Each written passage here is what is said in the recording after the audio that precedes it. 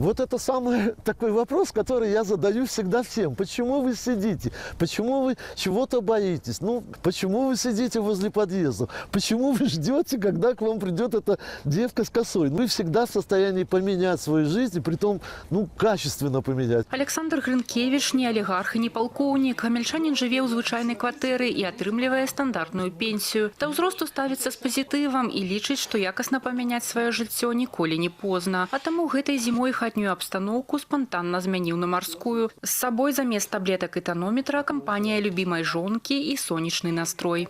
Доброе утро, страна. Как всегда, хочу, чтобы с утра улыбнулись, посмотрели друг на друга и вместе со мной зашли в это прекрасное, очень ласковое, как всегда, море.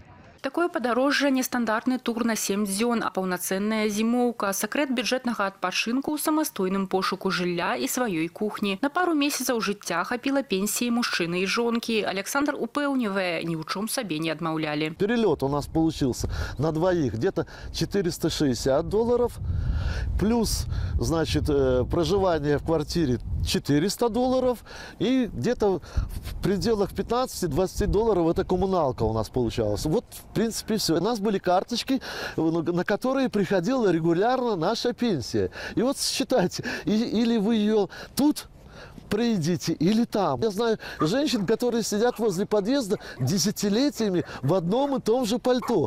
Ну, спрашивается, ну, деньги-то она точно же у нее есть. Ну, зачем их складывать? Для кого? Для чего? Егіпетскае цяпло Александр прывёз дадому ў першую чаргу у добрым самаадчуванні і настроі. За час адсутнасці ў Беларусі паспеў засумаваць па маленькіх радасцях Гомеля, ад смаку мясцовай ежы да паркавых вавёрак. А таму па прыездзе пайшоў любавацца краявідамі. Доброе утро, страна. Ну что, сейчас уже за моей спиной не Красное море, как вы уже догадались, а наша родная речка называется Сош.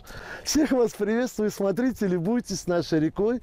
Она не так уж и сильно отличается от Красного моря, но только что температуры. Дзякуючы трансляцыі сонца і адпачынку пенсіянер стаў папулярным на ўсю Беларусь блогерам. Былы майстар з завода паказаў, што і ў 70 можна змяніць маршрут, хата, крама, тэлевізор на адпачынак у мора. А галоўнае жаданне жыць цікава. Алеся Федарцова пры падтрымцы АНТ.